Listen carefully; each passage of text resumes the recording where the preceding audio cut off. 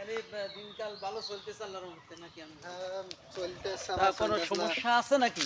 হ্যাঁ, সমস্যা একটু আছে। কি সমস্যা? সমস্যা যে লোকজন আমার কাছে জিজ্ঞাসা করতেছে যে হুম। কোন কোন কারণে রোজা ভাঙা যাবে আর না রাখলে হবে। কোন কোন কারণে রোজা না রাখলে চলবে এটা অধিকাংশ লোক জানে না। হ্যাঁ, ঠিক অধিকাংশ আছে? হ্যাঁ, বৃদ্ধ ব্যক্তি যদি হয় এমন বৃদ্ধ জি। যে বয়সের কারণে সে এখন আর পারছে না। হ্যাঁ, আর হুম। রোজা রাখার তার সঙ্গতি কি? নেই। নেই। গা হাত পা কাঁপে থরথর করে। হ্যাঁ, গাছ হ্যাঁ, পাকা করে। বা বিভিন্ন সমস্যা যে আর পারার বয়স নেই। হুম, সে বৃদ্ধ ব্যক্তি কি রোজা ভাঙতে পারবে। রোজা পারবে। না রাখলে তার চলবে। ও আচ্ছা। তবে কি করতে হবে? তাকে কিন্তু ফিদিয়া দিয়ে দিতে হবে।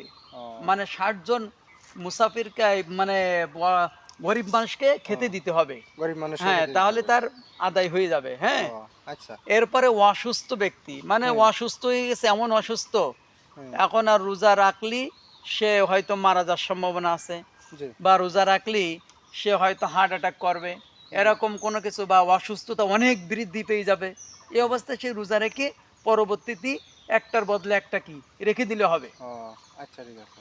এরপরে মুসাফির ৪৮ মাইল দূরে যে চলে যায় জি, ভ্রমণ করে বা কোনো কাজে, হ্যাঁ, তখন এই মুসাফির ব্যক্তি রোজা না রেখে পরবর্তীতে একটার বদলে একটা রাখলে কি হ্যাঁ। তা চলবে।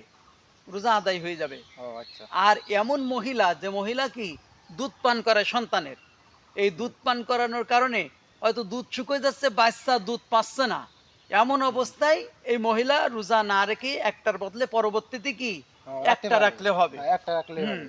ও আর আছে এক ধরনের গর্ভবতী মহিলা, মানে পেটে বাচ্চা, এখন এই পেটে বাচ্চা হয়তো সমস্যা হয়ে যাওয়ার কোনো কারণ হতে পারে, হুম, না খেয়ে থাকলে বাচ্চার ক্ষতি হওয়ার একটা সম্ভাবনা রয়েছে। হুম।